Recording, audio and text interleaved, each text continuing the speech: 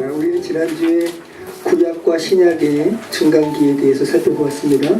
몇 년이었습니까? 신구약의 중간기 400년, 그죠?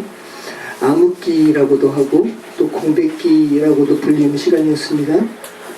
그리스도인에게는 그 시간이 암흑기고요, 또 공백기이지만 하나님의 마음을 모르는 세상 사람들에게는 전혀 공백기도 아니고 암흑기도 아니고 그들의 입장에서는 사상의 풍성함으로 가득한 황금기였음을 우리는 살펴보았습니다. 황금기, 또 여러 사상으로 인해서 머리를 채우는 포만감으로 가득한 시기가 그 시기였습니다. 그 시기에 출현한 유교, 불교, 그리스 철학을 비롯한 여타의 인간 사상으로 인해서 현대까지 여러 사람들은, 대다수의 인생들은 그 사상에 매여 살아갑니다. 인간을 마비시키는 뱀의 눈빛으로 우리는 그 부분을 생각해 보았습니다. 여러분은 지금 뱀의 눈빛에 자유로운가? 여러분의 생각은 지금 마비된 부분은 없는가? 우리는 한번 생각해 볼 필요가 있다고 했습니다. 그 마비를 깨뜨리는 소리가 어떤 소리였죠?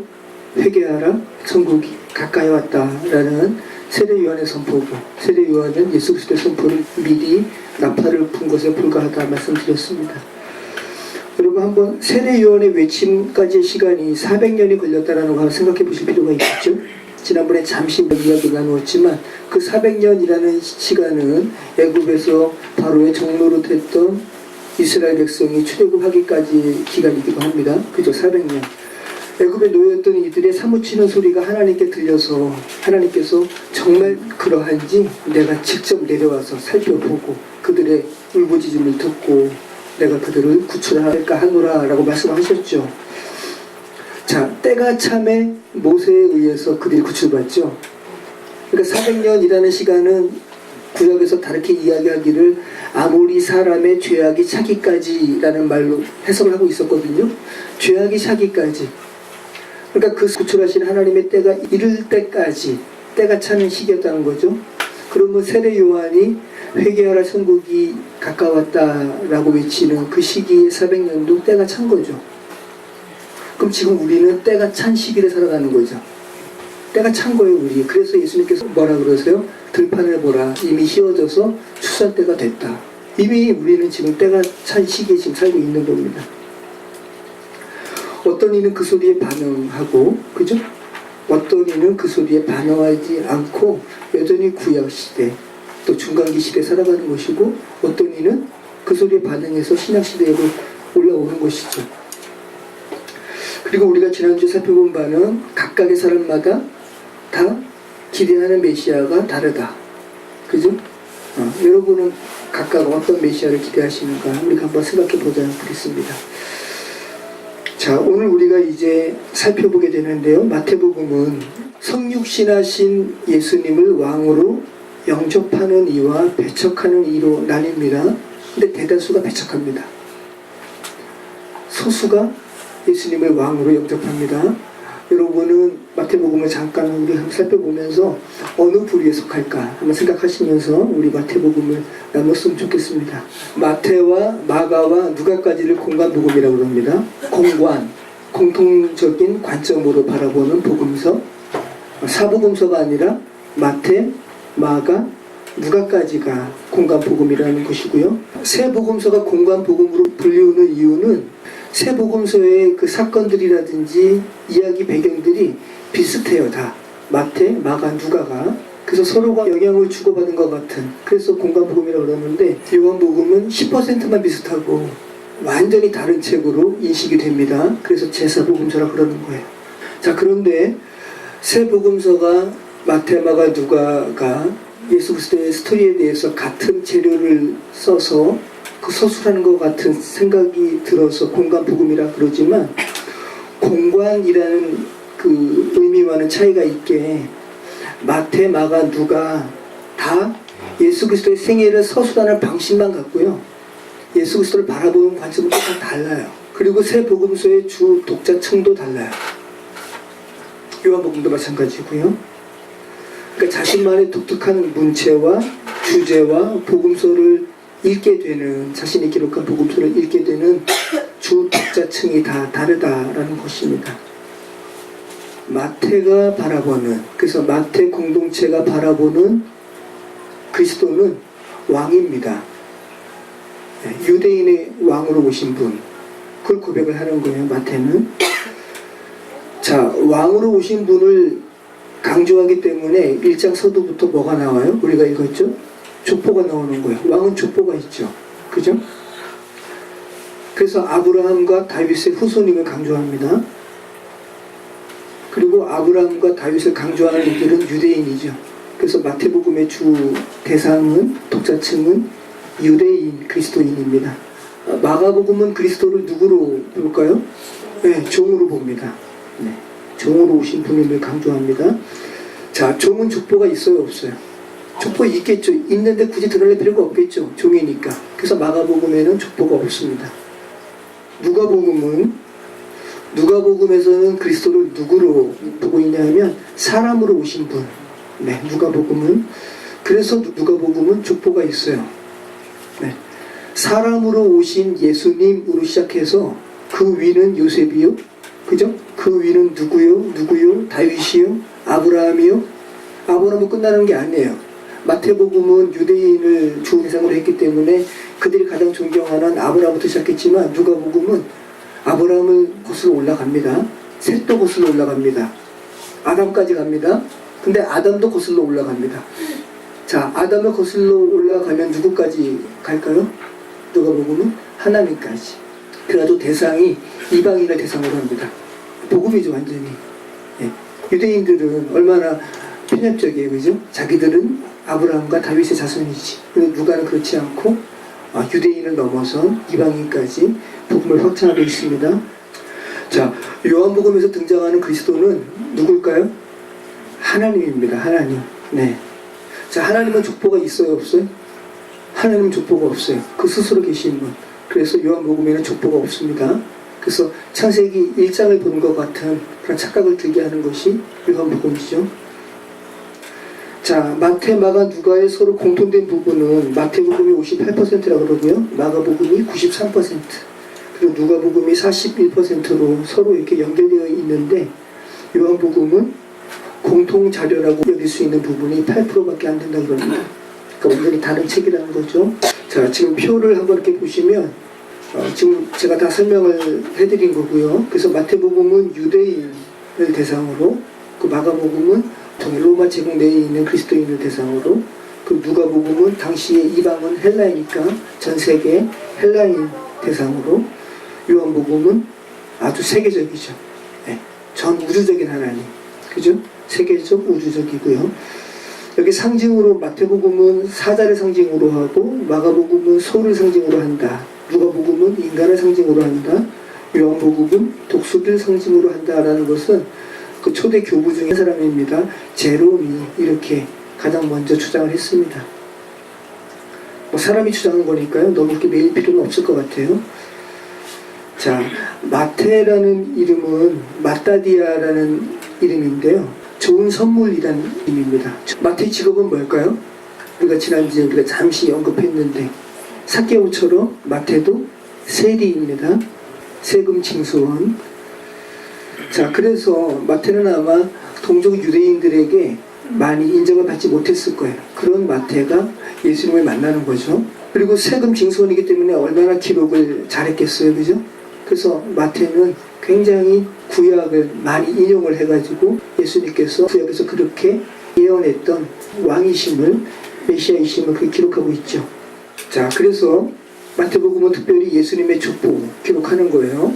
유대인의 왕으로 오신 예수님, 그리고 예수님의 세례에 대해서도 그 메시아적 관점에서 기록하고 있고요. 그리고 그분의 메시지, 또 그분께서 부활하신, 사망으로 끝나지 않고 부활하심을 마지막에 기술하고 있죠. 이분이 정말 왕이시여라는 것을 강조하는 책이라는 겁니다.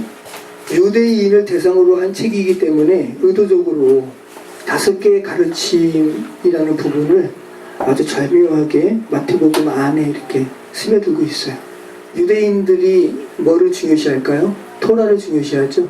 토라는 창세기, 출애굽기, 레위기, 민수기, 신명기 5개의 두루마리죠. 5개 책입니다. 그래서 이 마태복음은 유대인을 대상으로 한 책이기 때문에 모세 오경을 보는 것처럼 5개의 가르침을 중심으로 구성하고 있다고 굉장히 치밀하게 구성된 책입니다. 첫 번째 가르침은 산상수훈입니다. 마태복음 5장 3절로 7장 27절에 이렇게 있고요. 두 번째 가르침은 제자들에게 하신 말씀이 10장 5절부터 42절까지, 세 번째는 하늘나라의 비유에 대해서 예수님께서 가르치셨습니다. 13장 3절로 52절까지.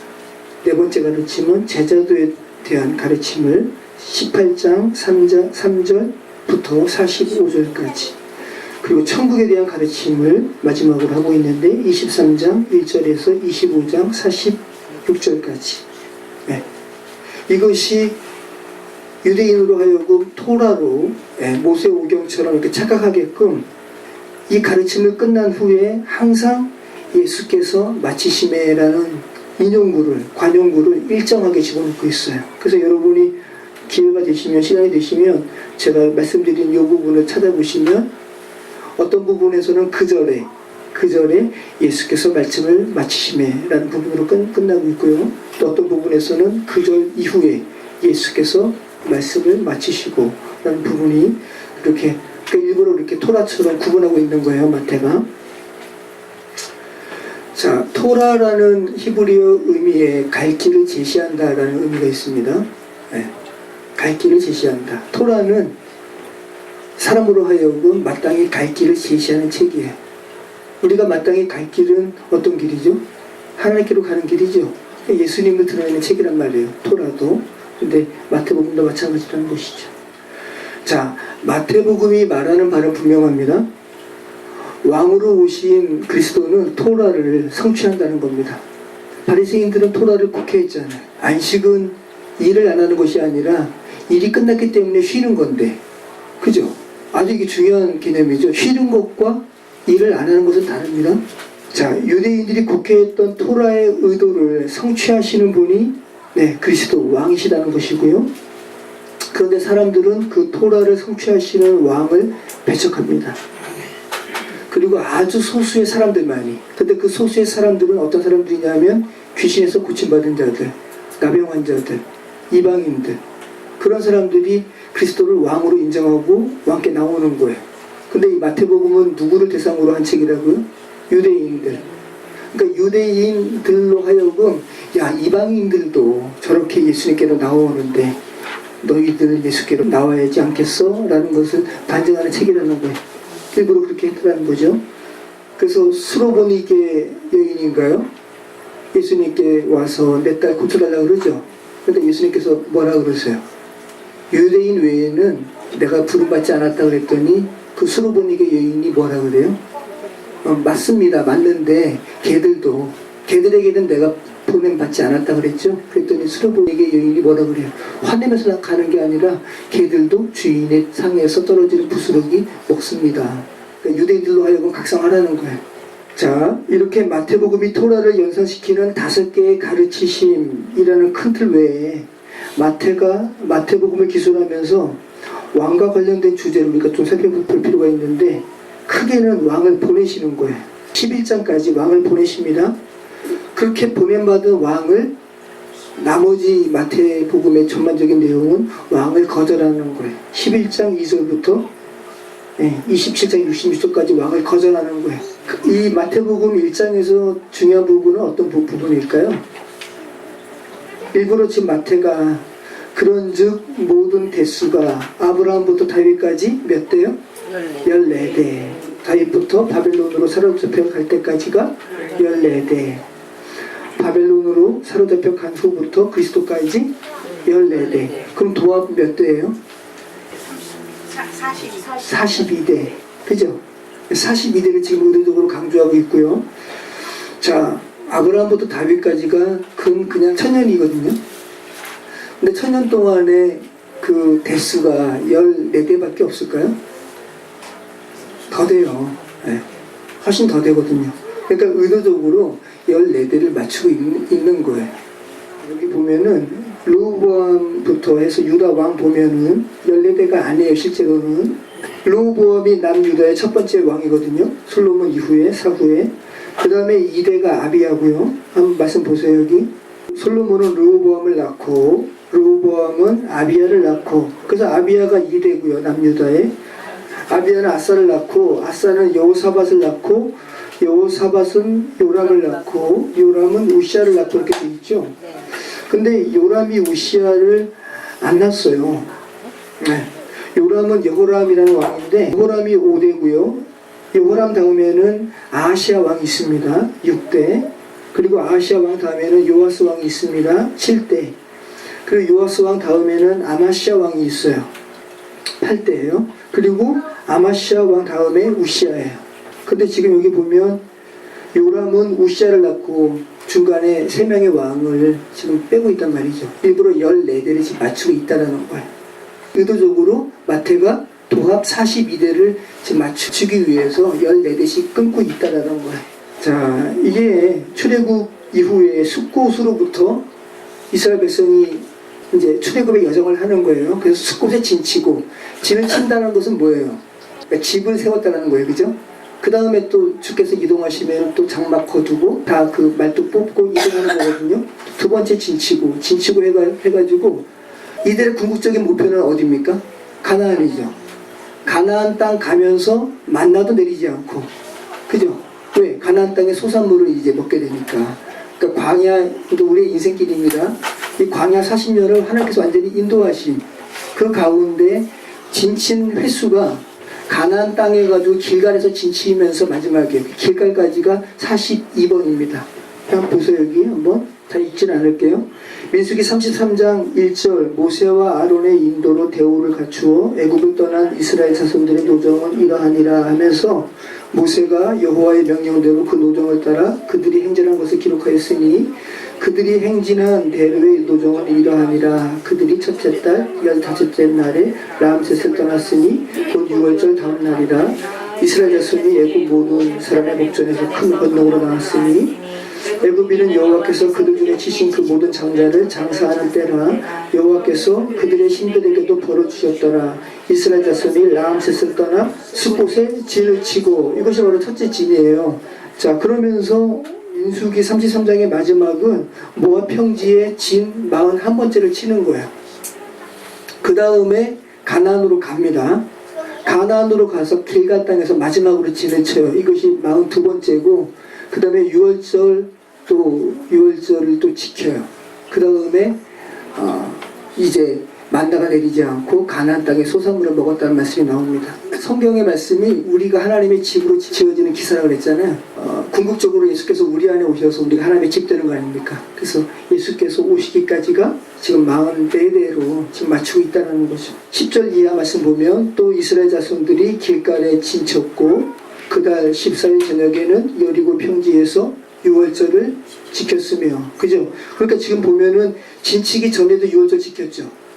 그리고 마지막 진치기 전에 또 6월절 지키면서 42대가 완전히 끝나버리는 거죠. 딱 만든 거예요. 그죠?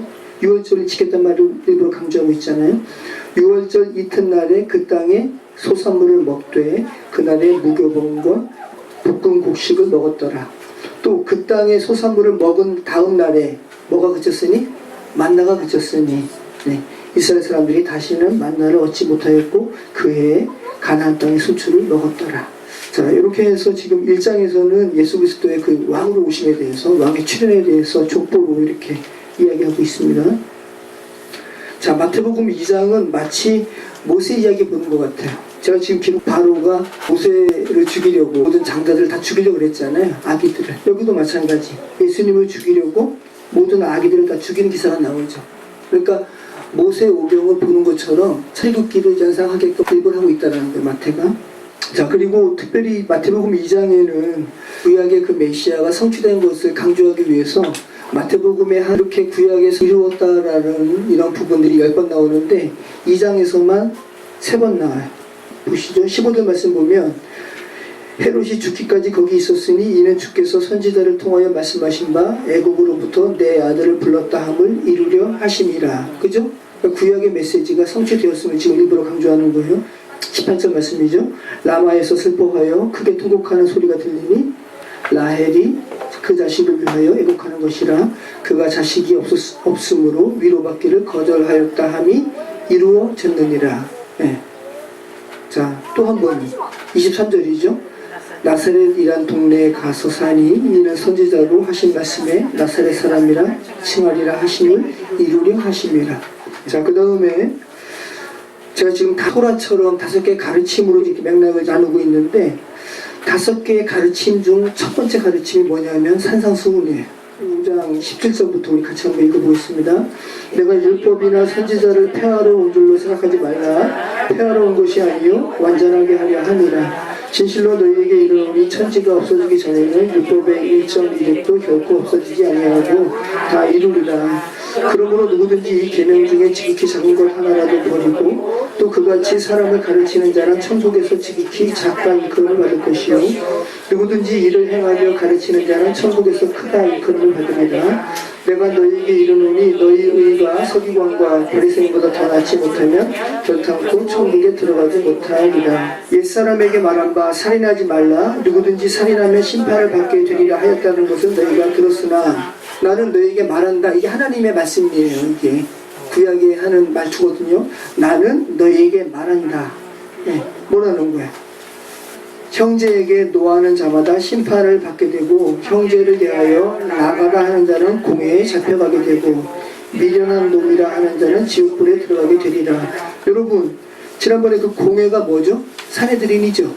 사내들인에서 예수님 사형 언도 받고 결국은 들어가시는 건데 형제에 대하여 나가라 하는 자는 사내들인에 잡혀간다는 거거든요. 나가가 뭔데요? 머리가 텅 빈 사람이라는 거예요. 그 당시 유대인의 욕입니다. 근데 머리가 텅 빈다는 말 심해요? 심하지 않아요? 심해요? 멍청이란 말이거든요. 심한 말 아니거든요. 그런데도 예수께서 말씀하시는 것처럼 공회에 잡혀가게 될 것이다. 미련한 놈이라 하는 자는 지옥불에 들어가리라. 그럼 저와 여러분 모두 지옥불에 들어가야 돼. 그러니까 이게 의미를 생각하시란 말씀이죠. 또 간음하지 말라 하였다는 것은 너희가 들었으나 나는 너희에게 이르노니 음욕을 품고 여자를 보는 자마다 마음에 이미 간음하였느니라. 여자는요? 여자는 뭐 멋진 남자 보고 뭐 그런다나요? 그죠? 그러니까 우리는 다 예수님의 이 법이 구약의 법보다 더 엄격하다는 말보다는 더 하나님의 마음을 더 담은 거죠. 완전성이죠. 더 이게 완전한 거예요. 그죠? 첫 번째 가르침 중에 그러니까 예수님이 하나님이시잖아요. 그러니까 하나님의 마음에 대해서 하나님의 법에 대해서 모세에게는 돌판에 써서 대신 이렇게 읽히게 하셨는데 이제는 하나님께서 직접 가르쳐 주시는 거니까 얼마나 더 권위가 있습니까? 그 핵심을 이야기하는 거죠. 유대인들이 이 산상수훈을 읽으면서 모세의 율법을 생각했을 거예요. 신의 산에서 하나님께 받은 율법을 이스라엘 백성에게 제시하는 모세처럼 예수님께서 산을 배경으로 새로운 토라, 뭐 새롭다라는 것이 아니라 그들이 곡해하는 토라를 온전한 곳으로 다시 알려주시는 작업을 좀 하시는 겁니다. 아까 제가 말씀드렸죠. 토라의 의미에 갈 길을 제시하다. 그런 의미가 있다고 그랬죠.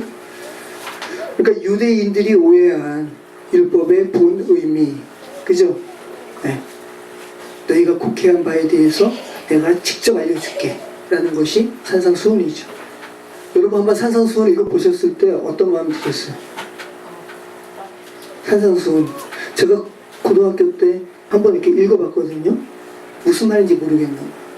읽으면서 어떤 마음이 들었냐 하면 내 자신과 관계된 부분이 있을까? 이렇게 보는데 관계된 부분이 없는 거예요. 그러면서 이걸 누가 과연 시행할 수 있을까? 이런 생각을 제가 들었습니다. 여러분은 어떠셨어요?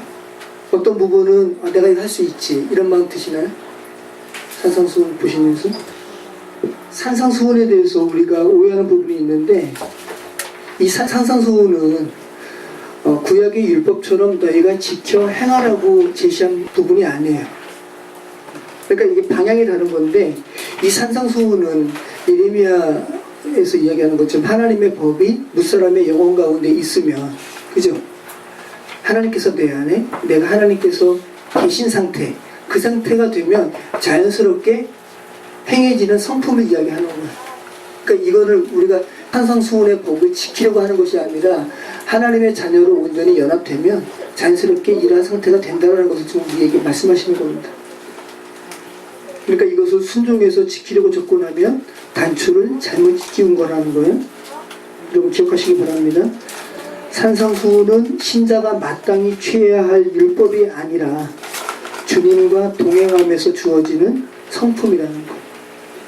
그러니까 행함에 앞서 어떤 상태를 이야기하는 것이 산상수훈이라는 겁니다. 자, 1절 말씀 보면 사람에게 보이려고 그들 앞에서 너희 의를 행하지 않도록 주의하라. 잘 보세요. 이거 그냥 사람의 글이 아니라 하나님께서 여러분에게 직접 말씀하시는 부분이라는 것을 좀 계속 염두에 두고 읽으셔요. 사람에게 보이려고 그들 앞에서 너희 의를 행하지 않도록 주의해라. 주의하지 않으면 너희는 사람 앞에서 의를 행하는 모습을 너희는 가식적으로 취한다는 거죠. 그리하지 아니하면 하늘에 계신 너희 아버지께 상을 받지 못한다. 그러므로 구제할 때에 외식하는 자가 사람에게서 영광을 받으려고 회당과 거리에 사는 것 같이 너희 앞에 나팔을 불지 말라. 진실로 그들에게 이르노니 그들은 자기 상을 이미 받았느니라. 회당과 거리에서 외식하는 자가 아주 유대인의 옷 제대로 입으면 아주 거창하다 그래요. 근데 사람을 구제하려고 회당과 거리에서 사람들이 다 보고 있는데 막 거룩한 체 하면서 사람 이렇게 돕는 행위를 했다는 거죠. 근데 그 모습을 보고 하나님은 아신다는 거죠. 너는 구제할 때 오른손이 하는 것을 왼손이 모르게 하여 내 구제함을 은밀하게 하라. 은밀한 중에 보시는 너희 아버지께서 갚으시리라. 또 너희는 기도할 때 외식하는 자와 같이 하지 말라. 그들은 사람에게 보이려고 큰 회당과 큰 거리 어귀에 서서 기도하기를 좋아하느니라. 내가 진실로 너에게 이르노니 그들은 자기 상을 이미 받았느니라. 너는 기도할 때 내 골방에 들어가 문을 닫고 은밀한 중에 계신 내 아버지께 기도하라. 은밀한 중에 보시는 내 아버지께서 갚으시리라. 또 기도할 때 이방인과 같이 중언부언하지 말라. 그들은 말을 많이 하여야 들으실 줄 생각하느니라. 그러므로 그들을 본받지 말라. 구하기 전에 너희에게 있어야 할 것을 하나님 너희 아버지께서 아시느니라. 자, 여러분 한번 곰곰이 천천히 읽어보셨는데 산상수훈에서 예수님께서 말씀하시는 것이 명확하죠. 너희가 하나님 아버지의 자녀라는 사실, 또 하나님께서 너희의 아버지라는 사실이 꽉 차 있다면 요란 떨 거 없더라는 거죠. 그죠? 너가 하려는 선한 일 사람에게 굳이 보이려 할 필요 없지. 하나님께서 아시지. 그죠? 기도하는데 요란하게 서서 성문 어귀에서 그렇게 할 필요 없지. 너가 아버지의 의식으로 꽉 차 있다면 아버지께서 신음소리 하나만 해도 아시지라는 것이죠. 골방에서 은밀하게 하고 또 금식하면서 기도하는 거 티낼 필요 없다라고 지금 말씀하시죠. 또 하나 말씀하신 것이 뭡니까? 이방인같이 중언부언하지 말라. 지난번에도 한번 말씀드렸죠. 중언부언이라는 말이 당시에 이방인들, 이방 종교의 메인 사람들은 주문을 외웠거든요. 하나님께 기도하는데 주문 외우듯이 하지 말라라는 거예요. 우리 양재동 성도님, 저 영어로 할게요. 시편. 근데 이것을 정말 그 시편의 말씀을 의미하면서 읽으시면 그 기도죠. 그죠? 그런데 기계처럼 그냥 앵무새처럼 그렇게 하는 것은 중언부언이죠. 우리도 마찬가지. 제가 고3 때 학력고사 준비하면서 주기도문을 계속 외우고 다녔어요. 간절함인데 지금 보니까 그렇게 안 해도 되는데. 그죠? 자, 여러분의 자녀가 여러분에게 밥 달라고 하면서 이방 사람들의 그 이방 종교 주문 외우듯이 하면서 밥 달라고 그러면 여러분 마음이 어떻겠어요? 싫은 게 아니라 무섭죠. 또 뭐냐. 그죠? 네.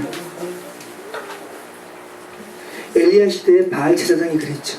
그러니까 엘리야가 희롱하는 거야. 야, 더 소리 질러라. 그죠? 자해하면서 더 자해해라. 하나님이 그래야지 너희 신이 그거 듣지. 그렇게 작게 외쳐서 듣겠니? 그죠? 여러분 가만 보세요. 그러니까 제가 초등학교 때 버스를 타고 시내버스를 탔는데 처음 듣는 소리가 들리는 거예요. 남녀 호랭개교, 남녀 호랭개교, 남녀 호랭개교. 예. 거기 차 내리는데 어떤 아주머니가 그 앞에서. 자, 여러분, 이 말씀을 좀 생각하면서 생각하신다면 하나님께서 모든 사람이 다 하나님의 형상으로 지음받았잖아요. 그죠? 그런데 자기 형상으로 지음받은 어떤 자녀가 남녀 호랭개교, 남녀 호랭개교, 남녀 호랭개교 1000번 외우고 있어요. 여러분, 그것이 하나님 보시기 어떻겠어요? 그죠? 슬픈 거죠. 나무아미탑을 하면서 1000번 외우면서 네, 저라고 하나님은 정말 눈물 날 일이죠. 저번에 얘기했잖아요. 제가 그 치킨집 갔더니 어떤 치킨집 주인이 남자가 자기 남녀 호랭기고 다니는데 우리는 사람 죽으면 시체가 전혀 딱딱하지 않다고. 그 얼마나 그게 이술이고 사술이고, 그죠? 죽은 다음에 부드러워서 보여요. 죽으면 딱딱한 게 정상이고.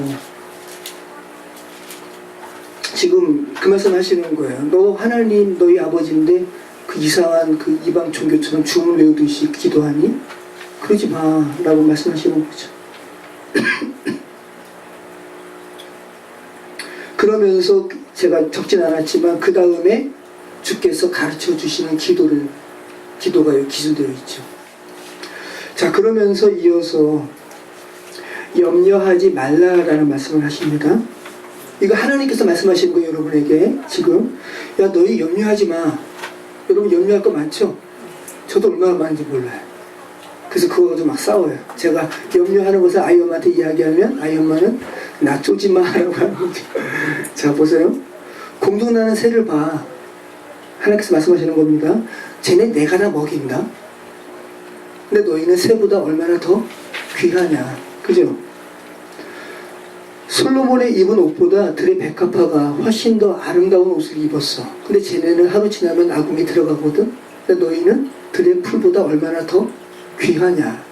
그죠? 내가 너희 구하는 거 내가 모를 줄 아니? 라고 말씀하시는 거죠. 무엇을 입을까? 그죠? 무엇을 마실까? 무엇을 먹을까? 그죠? 네, 염려하지 마라. 이것은 다 누가 구하는 것이다? 이방인들이 구하는 것이다. 내가 이렇게 주문처럼 외우는 거 하지 말라고 하는 그들이 구하는 것이다. 너희 아버지께서는 너희에게서 이것이 필요한 줄을 다 아신다. 그죠? 네. 그러면서 예전 개혁 성경에는 뭐라고 그랬냐면 내일 일은 내일 염려해. 그러니까 지금 미리 앞당겨서 내일을 염려하지 말고 내일 그날 되면 비로소 염려해라는 뉘앙스로 번역을 했는데 원문은 그게 아니라 내일 일은 내일이라는 시간이 염려하게 해 라는 부분이에요. 그래서 지금 개혁 개정은 정확하게 내일 일은 내일이 염려하게 하라고 정확하게 번역을 하고 있어요. 내일이라는 시간이 염려하고 너는 하나님의 자녀는 그런 거 염려하는 거 아니야 라고 말씀하시죠. 너희는 시간을 지배하며 사는 하나님의 자녀라는 것을 너희 인식해라 라는 것보다, 그리고 8장에는 왕이신 그리스도의 권세에 대해서, 왕이시니까 권세가 있어요 없어요? 권세가 있죠. 한 7개인가 8개에 대한 권세를 기록해요. 천국 백성에 대한 가치관에 대해서 가르치신 후에 죄된 이 세상이 그 왕이신 하나님 앞에, 왕이신 그리스도 앞에 굴복되는 기사를 마태가 쓰고 있습니다. 네. 어떤 나병 환자가 왕의 권한을 인정하면서 이야기해요. 나병 환자가 유대인들이 인정하는 것이 아니라 주여 당신이 원하시면 깨끗하게 하실 수 있나이다. 그러니까 예수님께서 뭐라 그러세요? 하나님은 우리가 나병이라는 그 죄성에서 깨끗하게 되기를 원하시죠. 그러니까 정확하게 그 말씀을 받으시고 내가 원하노니 깨끗함을 받을지어다. 그러면서 나병에서 자유케 되죠. 그죠? 자초지정도 없습니다. 계속 이어서 나옵니다. 그 다음에는 이방인 백부장에 대해서 나오죠. 이방인 백부장이 자기 하인이 중풍병 걸렸습니다. 그러면서 예수님께 나와서 고쳐주십시오 그래요. 그러니까 예수님께서 내가 가서 고쳐줄게. 이방인 백부장이 뭐라 그럽니까? 백부장은 뭐예요? 100명의 군인을 다스리는 대위 같은 거예요. 그랬더니 예수님께 이렇게 이야기하죠. 아니요, 그리 마옵소서. 나도 내게 부하가 있는데 그 부하더러 이리 오라고 하면 그가 오고 저리 가라 하면 저리 갑니다. 당신은 왕이신데 말씀만 없어서. 예수님께서 내가 유대인 중에서 이만한 믿음 본 적이 없다 하시면서 나으라 말씀하시고 그 시로 나았다. 첫 번째는요, 열병 들린 베드로의 장모를 고치십니다. 그러니까 병 고치신 거예요. 그럼 여담으로, 그럼 베드로가 결혼했어요, 안 했어요? 장모가 있으니까. 카톨릭에서는 초대 교황을 베드로로 이야기합니다. 근데 교황은 다 독신이잖아요. 근데 초대 교황이 결혼했다고요. 그죠? 말이 안 되는 거예요. 자, 그 다음에 귀신 들린 자 고치시고요. 그리고 병든 자 고치시고. 그러니까 왕의 권세에 대해서 이야기하는 거예요. 그 다음에 휘몰아치는 바다 위에 광풍에서 바다와 바람을 꾸짖으세요. 그러니까 왕이신 한 그리스도께서 어떤 분이시라는 것을 지금 말씀하는 거예요.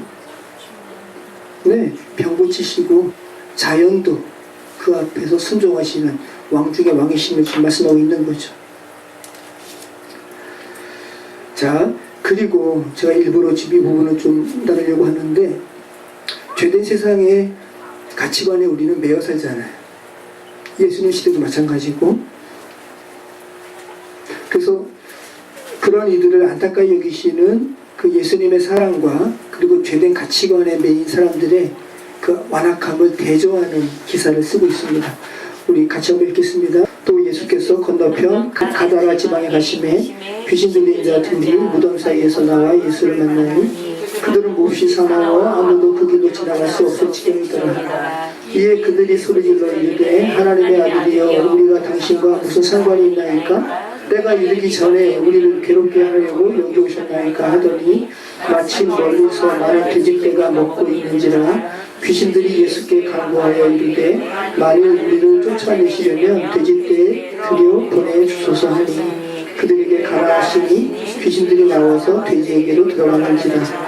온때가 비탈로 내리다가 바다에 들어가서 물에서 몰사하거늘 치던 자들이 드러나 심의에 들어가 이 모든 일과 귀신 들린 자의 일을 보아니 온 시내가 예수를 만나려고 나가서 보고 그 지방에서 떠나시기를 간구하더라. 아멘. 자, 예수님을 이제 예수님 떠나세요라고 지금 배척하는 거죠. 예수님을 배척하는 이제 시작 단계가 지금 기록되어 있습니다. 예수님께서 어떤 그 바다 건너편이죠. 가다라 지방에 가심에 귀신 들린 자 둘이, 다른 복음서에서는 어떻게 여기에 대해서 기록하냐면 이 사람들이 힘이 세요. 그 사람들이 귀신 들린 사람이니까 쇠사슬로 묶었습니다. 근데 이 사람들이 쇠사슬을 끊고 무덤 사이에서 배회하는 사람들이에요. 무서워요? 안 무서워요? 그런데 예수님께서 우연히 이 귀신 들린 자 만난 게 아니라 이 사람들 고쳐주시러 예수께서 가신 거예요. 성경의 기술은 다 그렇습니다. 그랬더니 이들이 소리 지르는 거죠. 다른 사람들은 이들이 너무 무서워서 아무도 그 길로 못 지나가는데 예수님은 일부러 찾아가신 거고요. 그랬더니 이들이 예수님께 하나님의 아들이여 우리가 당신과 무슨 상관이 있나이까? 때가 이르기 전에 우리를 괴롭게 하려고 여기 오셨나이까? 이 목소리는 누구의 목소리예요? 네? 귀신의 목소리예요. 사람을 지금 제압해서 귀신의 소리를 내는 거죠. 그러면서 마침 멀리서 많은 돼지떼가 먹고 있는지라. 몇 마리예요? 다른 복음서에 나옵니다. 2,000마리입니다. 네. 귀신들이 예수께 간구하여 이르되 젖대로 들어가게 하소서 하니까 예수님께서 들어가라 허락하시죠. 그랬더니 귀신들이 군대 귀신이라고 그러나요? 아무튼 2,000마리 떼로 들어가가지고 돼지떼들이 미쳐가지고 바다로 들어가가지고 죽은 거죠. 여러분 당시 2000년 전입니다. 유대 팔레스타인 지역 2,000마리면은 가치가 어느 정도 될까요? 제가 박정호 선배님한테 지난주에 제가 물어봤는데, 자, 2019년 1월달 현재 1kg당 4,270원이래요. 1등급을 탕박이라 그래? 탕박 처음 들어보네. 손질된 거. 1등급 탕박은 4,561원. 따라서 1등급 탕박 돼지라고 한다면 100kg짜리면 얼마냐면 45만 6,100원. 네. 자, 일반적으로 도매 가격으로는 25만 원이라 그래요. 그런데 뭐 10만 원 더 붙는다면서요. 등급에 따라. 그럼 뭐 하여튼간 한 평균 한 얼마 정도 보면 돼요? 한 마리당 한 35만 35만 원. 자, 35만 원에서 40만 원 잡는데요, 한 마리당. 근데 몇 마리라고요? 2,000마리. 근데 오늘날보다 예전이 더 돼지의 가치가 더 컸겠죠? 네, 예전이 더 컸을 거예요, 그죠? 근데 한번 30만 원으로 계산하면 돼지 2,000마리의 가격은 얼마일까요? 계산 빠르신 분. 6억이에요, 6억. 커요, 안 커요? 현대가치로 6억도 큰데, 현대도 여러분, 귀신 들린 사람 2명이 어떻게 하다가 이렇게 숨졌어요? 그 사람의 죽음과 돼지 6억 원의 가치에 대해서 생각할 때 일반 사람들이 돼지의 가격을 더 높이 할걸요? 그죠? 죄된 세상에 가치관에 매인 사람들은. 지금도 귀신 들린 자보다 10억대의 가축을 더 소중히 여기죠. 만몬을 왕으로, 돈을 우상으로, 사단을 왕으로 섬기는 시대는 귀신 들린 하나님의 형상을 가진 자보다 돼지떼 10억 원대의 돼지떼를 더 소중히 여기죠. 그 돼지떼가 몰살하는 것이 공동체의 손실이기 때문에 이 사람들은 지금 녹을 받고 돼지떼 치는 거 아니에요, 그죠? 다 죽어버렸으니까 공동체로 들어간 거죠. 근데 공동체에 있는 사람들이 나와서 예수님 만난 거예요. 그러면서 예수님은 정말로 하나님의 형상으로 지음받은 사람들을 회복시키시는 왕이시군요. 영접하는 것이 아니라 떠나십시오. 감옥에 안 가둔 게 다행이죠, 그죠? 더 있으면 자신의 가치가, 재산이 손실될까봐 떠나십시오. 배척하는 거예요. 물리적인 공동체에 여러분, 돈이 쌓이면 그 죄된 사람들은 예수님 떠나시죠. 불편합니다. 그죠? 얼마나 놀라운 말씀입니까? 자, 이후에 마태복음 9장에서 중풍병자를 고치시는 사건을 통해서도, 고치시는 사건을 통해서 죄사함의 권세를 또 예수님께서 가지고 계심을 또 마태가 기록합니다. 자, 지금 예수님께서 가지신 권세 보세요. 그죠? 자연도 바다야 잠잠하라, 바람아 조용하라. 귀신도 내쫓고 병도 고치고 열병 고치고.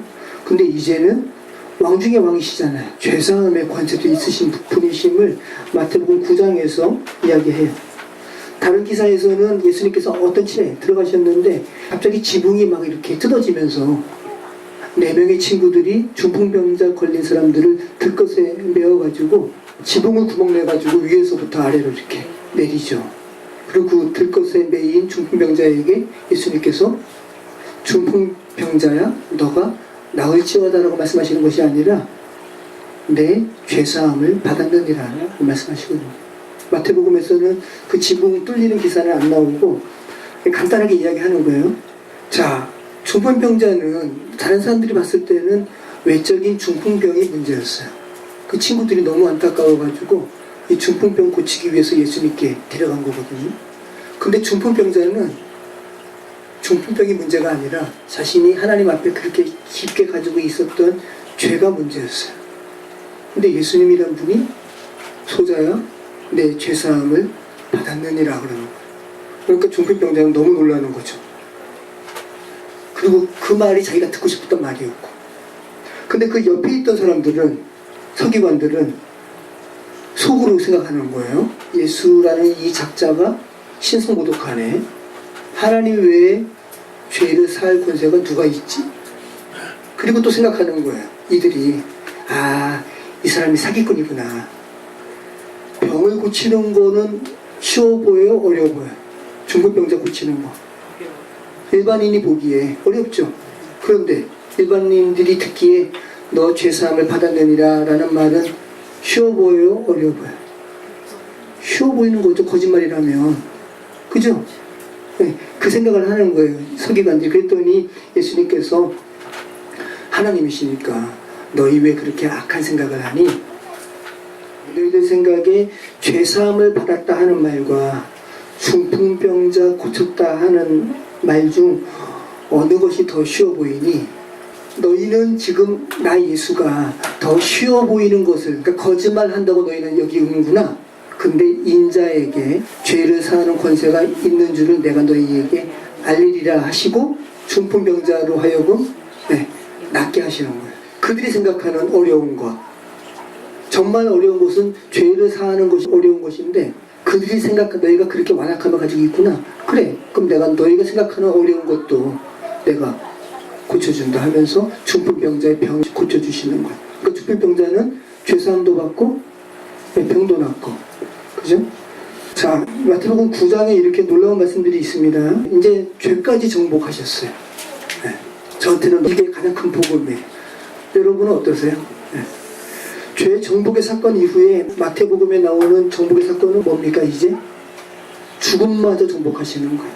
왜? 예수님은 왕이시니까, 하나님이시니까. 지난주에 우리가 말씀드린 야이로의 딸을 소녀야 일어나라 하시는 말씀이 여기에 기록되어 있죠.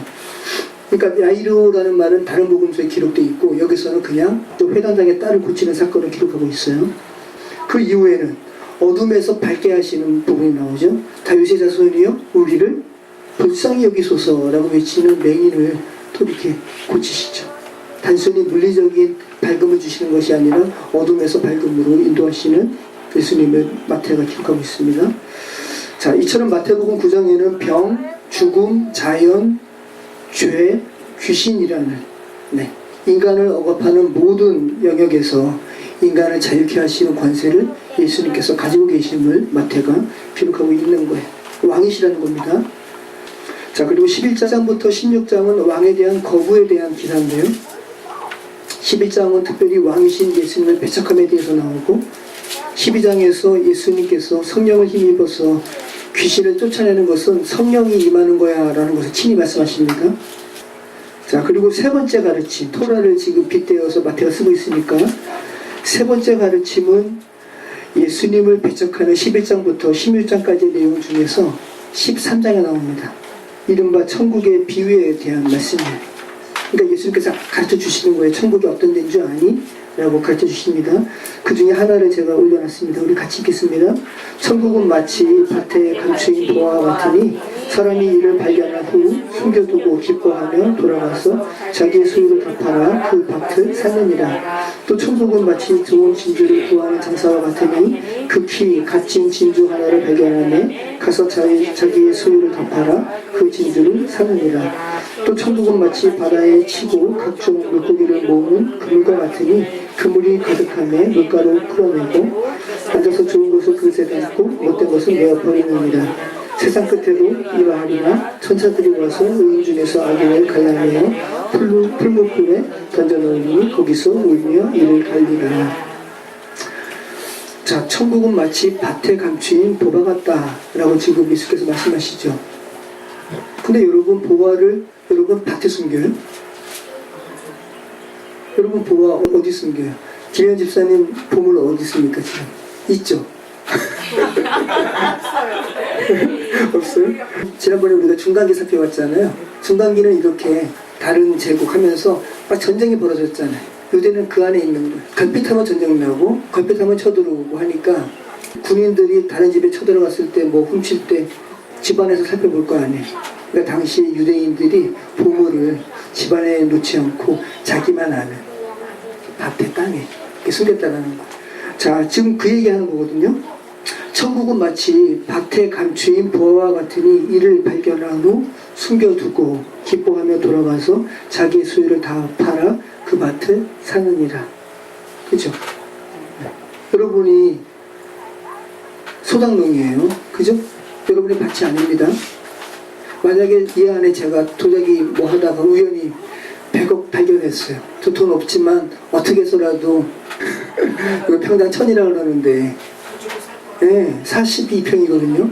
박정호 성도한테도 돈 붓고 해가지고 4억 2천 마련해서 이거 안 사겠어요? 사죠. 그러니까 여러분 중에 정말 너희가 하나님의 나라를 발견하면 너희 뭐 인생에 비할 때가 뭐 있니? 라고 말씀하시는 거죠. 그리고 47절에는 뭡니까? 분류하는 거예요. 타당마당 하듯이 좋은 거 나쁜 거 양과 염소 구분하듯이 하나님 나라에서 그렇게 구분될 거라고요. 그 말씀하고 계시죠. 그런 날이 없을 거라고 생각하는 사람들은 풀무불에 던져 넣으리니 거기서 울며 이를 갈리라. 자, 그리고 네 번째 가르침이 마태복음 18장 1절로 35절까지 있습니다. 너희가 어린아이와 같지 않으면 천국에 못 들어갈 거야. 그 가데스 바네아 사건, 하나님께서 기적으로 홍해를 건너게 하시고 이제 가나안 땅 다 왔는데 아무리 사람의 그 세상의 죄악에 하나님의 말씀이 왜곡되어 가지고 저들이 보기에는 우리는 메뚜기 같다라고, 그런 사람들 광야에서 다 죽었죠. 40년 동안. 너희가 돌이켜 어린아이들과 같이 되지 아니하면 결탄코 천국에 들어가지 못한다. 왜곡된 세상 가치관에 대해서 너희는 다시 어린아이처럼 정결하게 하나님의 가치관에 대해서 새롭게 너희는 받아들여야 된다는 거죠. 그리고 마태복음 18장에는 우리가 많이 나눈 부분이죠. 네, 용서에 대한 부분을 말씀하고 있죠. 네, 이 용서에 대한 가르침을 하시고 네 번째 토라, 네 번째 가르침을 마치는 거예요. 지난번에 뭐 많이 얘기했으니까 쉽게 얘기해서 4조 8천억 빚졌어요. 갚을 생각도 못하죠. 그런데 그 주인이 그거 탕감해줬습니다. 4조 8천억. 그랬더니 집에 가다가 자기 친구 만났습니다. 아주 현실적인 금액을 예수님께서 말씀하셨어요. 100데나리온 800만 원. 800만 원 아쉽죠. 서민 입장에서는 못 받으면 아쉬워요. 그죠? 근데 자기는 얼마 탕감받았다고요? 4조 8천원. 그러면 800만 원 안 받아도 되죠? 그런데 그 사람 만난 거죠. 800만 원 빚진 자. 멱살 잡고 옥에 가둬버리는 거예요. 왜 그랬을까요? 왜 800만 원 빚진 친구 옥에 가뒀을까요? 4조 8천억 탕감받은 거를 믿지 못했기 때문에. 그죠? 그 이야기 하시는 거예요. 그러면서 용서 이야기 하는 거거든요. 저와 여러분 마음 가운데 다른 사람들 용서 못하는 마음이 있잖아요. 왜 용서하지 못할까? 여러분이 하나님 앞에 정말 4조 8천억이라는 계수하지도 못할 그 죄가 탕감받은 것이 정말로 믿어진다면 왜 용서하지 못할까? 믿어지지 않으니까. 자, 여러분 마음을 한번 잘 보세요. 내가 왜 어떤 사람을 용서하지 못할까? 그것은 성경이 말하는 바입니다. 너가 하나님께 용서함 받은 그 큰 죄가 어떻게 용서함 받았는지를 너가 믿지 못하기 때문이다 라고 말씀을 하시죠. 이것이 바로 네 번째 가르침입니다. 자, 그리고 마태복음 20장에는 제자도에 관련해서 굉장히 깊은 교훈으로 하나님께서 이끄셔요. 이걸 한번 같이 한번 읽어보겠습니다.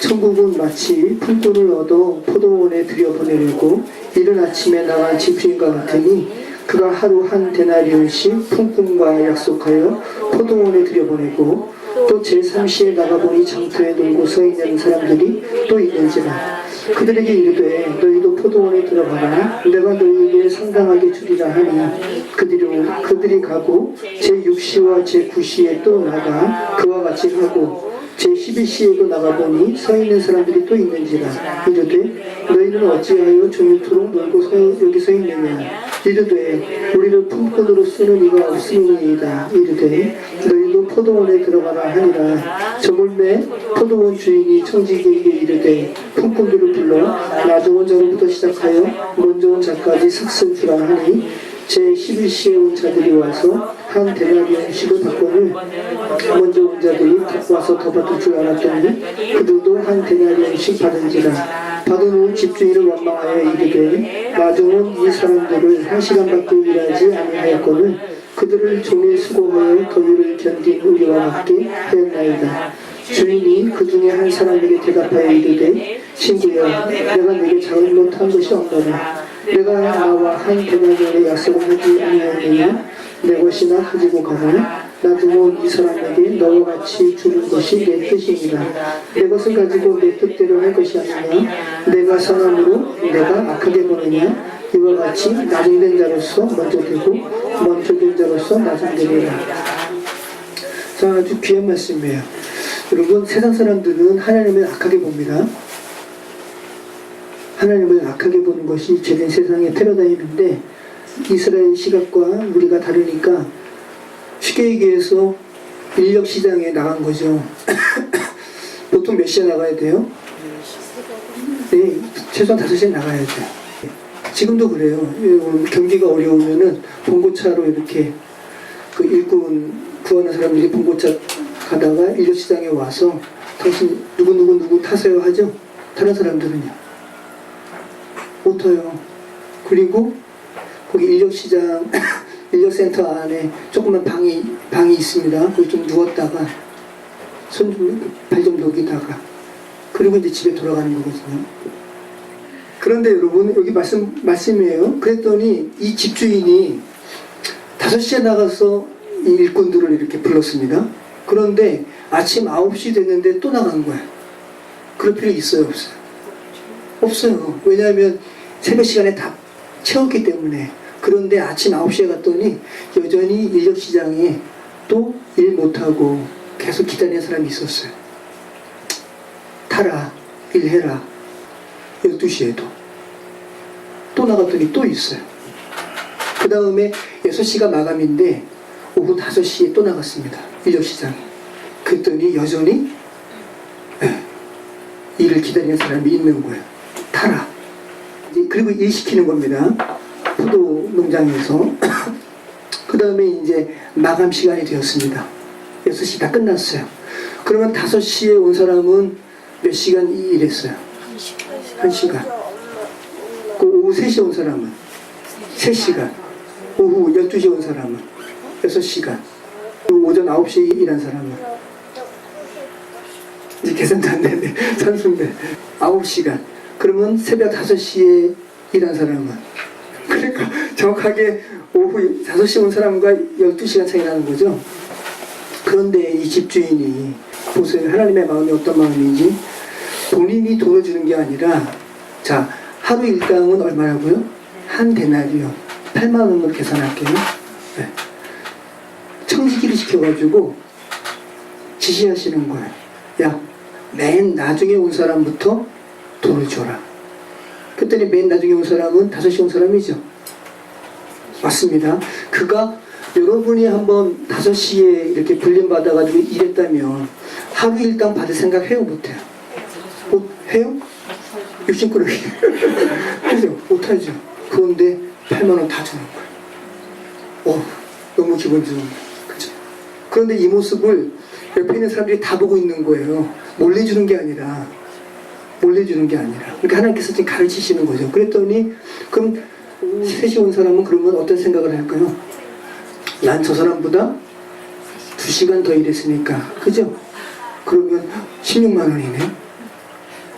근데 8만 원 주는 거예요. 12시 온 사람은 똑같이 8만 원. 자, 그러면 새벽 5시에 일한 사람은 어떨까요, 여러분? 8만 원 받은 거예요. 8만 원. 원래는 한 얼마 생각했는데 88이 64 아니죠? 864가 아니지. 80만 원에 96만 원. 그죠? 한 100만 원 또 나 받는 건가? 그랬더니 똑같이 8만 원 받는 거죠. 그러니까 이제 불평하는 거죠. 아니 나는 새벽 5시부터 와가지고 이렇게 일했는데 나중에 일한 사람이랑 똑같이 돈을 줍니까? 말이 됩니까? 라고 했더니 뭐라 그러는 겁니까? 주인이 야 내 것이나 가지고 가라. 그죠? 내가 너와 얼마 약속했는데 하루 일당 8만 원. 내가 저 나중 온 사람 너희 처음 온 사람이랑 똑같이 불쌍히 여겨서 하루 일당 다 쳐주는 거 그건 내 마음이지. 그죠? 내가 선함으로 너가 악하게 보니? 그죠? 그 말씀 하는 거야. 그러니까 얼마나 그러니까 하늘나라의 하나님의 나라의 가치관과 우리 죄된 세상의 가치관이 이렇게 다릅니까? 그죠? 네. 여러분 중에 내가 예수님 먼저 믿었으니까 그죠? 내가 천국에서 더 크게 있지? 나 예수님 늦게 믿었으니까 천국에서도 끝자락이네? 아니죠. 하나님 마음은 그것이 아니라 다 균등하게 사랑으로 베풀기를 원하시는 거죠. 하나님의 자비를 얻는 이들은 그죠? 마지막 오후 5시에 불림받아서 일한 사람, 나는 일당을 하던 자격이 없는 사람이지 라고 생각하는 사람들도 똑같이 품어주시는 것이 하나님 아버지의 마음이라는 거죠. 그리고 그 모습을 보고 스스로 자격이 있다고 생각하는 이들이 충격받는 거죠. 처음 된 자들이 나중되고 나중되는 자들이 처음 되는 겁니다. 그리고 다섯 번째 가르침이 23장 1절부터 25장 46절까지 있습니다.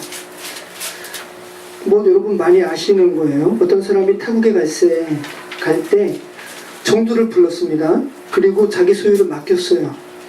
각각 그 재능대로 맡겼습니다. 어떤 사람에게는 금 5달란트 맡겼습니다. 어떤 사람에게는 금 2달란트, 어떤 사람에게는 금 1달란트 맡겼어요. 여러분, 금 1달란트가 작은 게 아니에요. 장정 한 사람이 20년 동안 일해서 모은 돈이라고 그래요. 금 1달란트. 그랬더니 5달란트 받은 자는 그곳으로 장사해서 5달란트 남겼습니다. 2달란트 받은 자도 장사해가지고 2달란트를 또 이문으로 남겼어요. 근데 1달란트 받은 사람은 1달란트 작은 돈이 아니죠? 엄청 큰 돈이에요. 그런데 상대적으로 나는 왜 1달란트야?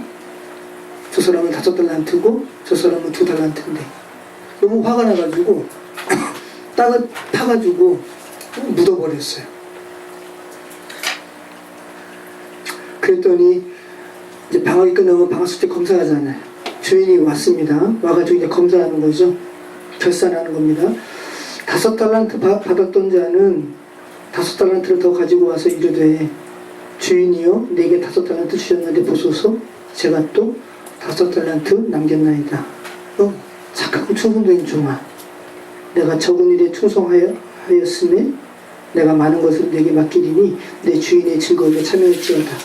하나님의 일에 대해서 맡기는 부분으로 이렇게 말씀하고 있다는 것도 생각해 보시죠. 통치에 대한 부분으로 지금 말씀하고 계시죠. 2달란트 받은 자도 2달란트 이렇게 이문을 남긴 거 말씀드리고 칭찬받았습니다. 그랬더니 이제는 1달란트 받은 자가 이렇게 이야기하죠. 당신은 굳은 사람이라 심지 않은 데서 거두고 해치지 않은 데서 모으는 줄을 내가 알았으므로 두려워하여 당신의 달란트를 땅에 감추어 두었나이다. 보소서 당신의 것을 가지셨나이다. 여러분, 하나님의 마음을 모르는 세상 사람들은 하나님에 대해서 악하게 본다고 그랬죠. 여기서 지금 당신은 굳은 사람이라는 말은 뭐냐면 당신은 아주 난폭한 사람이죠. 당신은 깡패 같은 사람이죠. 그런 말이에요. 그래서 내가 두려워서 그 1달란트 장사하다가 손해보면 안 될 것 같으니까 내가 당신 혼날까봐 두려워서 내가 땅에 묻었습니다. 당신 거 다시 가져가십시오 라고 이야기하는 거죠. 하나님을 지금 악하게 본 거예요. 그랬더니 주인이 하는 말이죠. 이 악하고 게으른 종아, 내가 심지 않은 데서 모으고 해치지 않은 데서 모은 줄로 내가 알았느냐? 그러면 너는 내가 남의 것을 이렇게 강탈해서 폭력적으로 취하는 줄 알았니? 그럼 내가 그것을 은행에 맡겨가지고 그러면 최소한 이자라도 왜 받게 하지 않았니? 라고 말씀하시는 거예요. 그러면서 그 1달란트를 빼앗아 10달란트 가진 자에게 주라 말씀을 하십니다.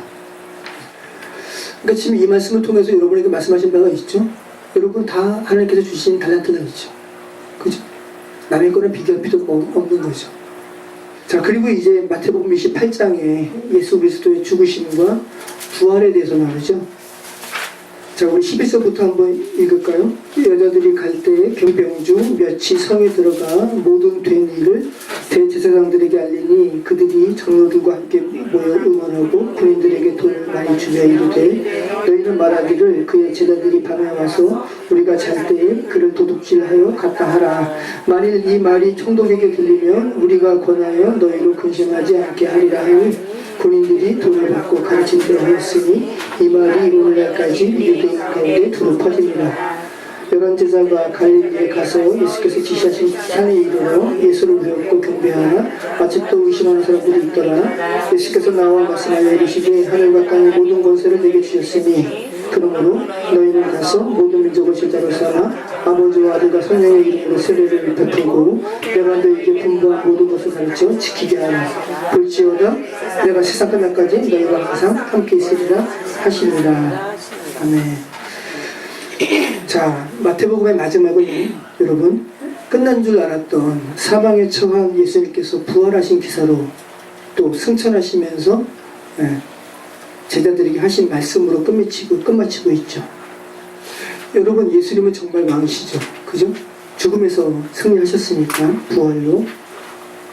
그리고 마태는 어떠한 기사를 서술하고 있는데 그 주님의 부활의 소식을 돈을 주어서 매수하면서까지 왕의 오심을 가리려 하는 이 세상 사람들에 대하여 기록하고 있죠. 그죠? 부활의 소식은 뭐예요? 예수님께서 정말 왕이심을, 왕이시라는 소식을 지금 돈을 줘서 매수하려는 사람들의 일까지 기록하고 있는 거예요. 여러분이 지금 배부르면 예수님 여러분 기대하지 않죠. 네. 자기 자신의 기득권이 위협당할 것 같은 생각을 하면 왕이신 예수님을 부인하는 것이 우리의 모습이죠. 여러분, 예수님 왕으로 인정하시죠? 그렇죠? 네.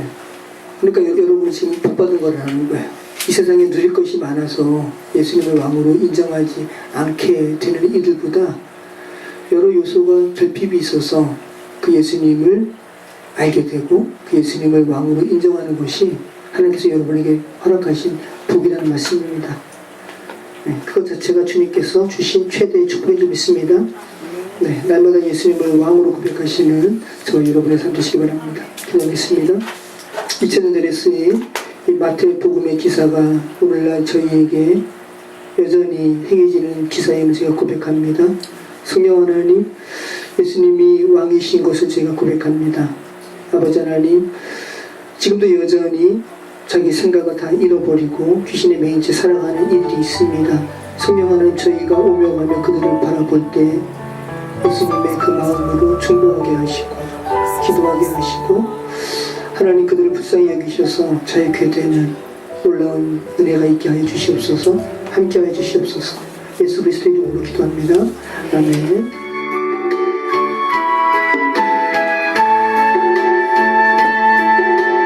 예수 우리 왕이여 이곳에 오소서. 보좌로 주여 임하사 찬양을 받아 주소서. 주님을 찬양하오니 주님을 경배하오니 왕이신 예수여 좌정하사 다스리소서. 우리 눈 감고 고백합니다. 예수 우리 왕이여 이곳에 오소서. 이곳에 오소서. 보좌로 주여 임하사 보좌로 주여 임하사 찬양을 받아 주소서. 주님을 찬양하오니 주님을 경배하오니 왕이신 예수 오셔서 좌정하사 다스리소서. 시간이 가사 고백처럼 예수님을 왕으로 고백합니다. 같이 기도하겠습니다.